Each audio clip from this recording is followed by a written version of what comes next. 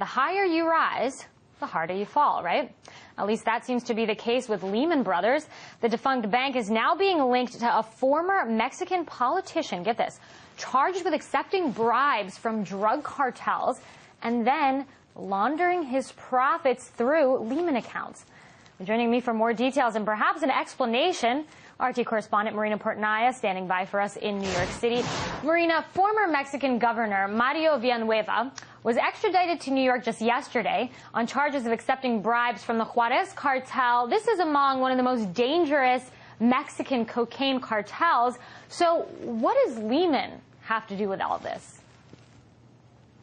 Well, Dina, according to U.S. prosecutors, the way that Lehman Brothers fits in is that this is where, allegedly, Mr. Mario Villanueva was hiding all the money that prosecutors say that he was making from accepting bribes. Now, according to officials, Mr. Villanueva accepted $19 million in bribes from drug traffickers, allowing them to smuggle Colombian cocaine, allegedly, through the Quintana Roo, where he served as governor for 6 years.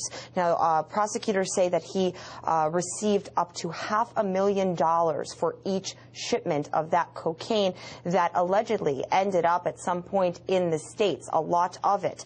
Now, in order to hide his money, U.S. prosecutors say that Mr. Villanueva set up offshore accounts through Lehman Brothers and hid his money there. Now, we do know that on record, a Lehman Brothers employee back in 2005 did plead guilty for helping the former Mexican governor hide $11 million that was allegedly made from drug traffickers, hide them offshore, and then once he left office, was able to then retrieve the money. Now, that was what we found out from dating as far back as 2005.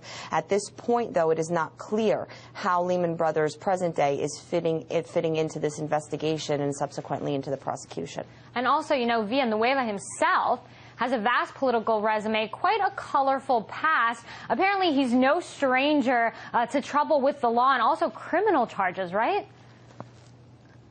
Absolutely. Well, he got into politics back in 1990 as mayor of the Mexican state, moving on to then get a seat in the Senate and then eventually becoming a governor of Quintana Roo. And that is the area in which prosecutors say he allowed drug traffickers to smuggle the cocaine. But he was already charged or facing charges while he was still in office for drug trafficking and accepting bribes. But he was not allowed by law to be indicted while he was still in office. He was on the run, Dina, for quite a while, and then eventually was put in prison in 2001 and served his prison term till 2007. Once he was released, he was then rearrested by Mexican officials upon the request of the U.S. government, and that leads us up until present day, where he was extradited, as you mentioned, to the States over this past weekend. According to Mexican news outlets, this former high-ranking Mexican politician, Mr. Villanueva, has said he is innocent. He said that these charges are politically motivated, and he says that it's quite unfair and unjust for him to have to potentially serve 2 prison terms. He's already paid his dues, and he shouldn't be put in this kind of situation at this moment when he's already served 6+ years in prison. And that video that we were just watching was actually from his rearrest back in 2007 in Mexico. But Marina, very briefly, is the U.S. Attorney General investigating Lehman Brothers at all for this alleged laundering of drug money, or is this sort of brushed aside?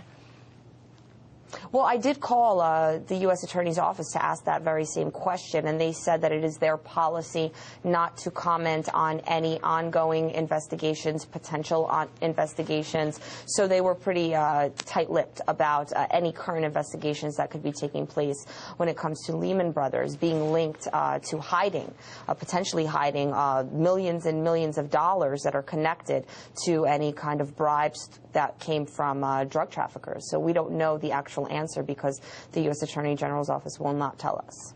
And that's quite some video that our audience is looking at. RT's Marina Portnaya live there for us in New York City, bringing us that report.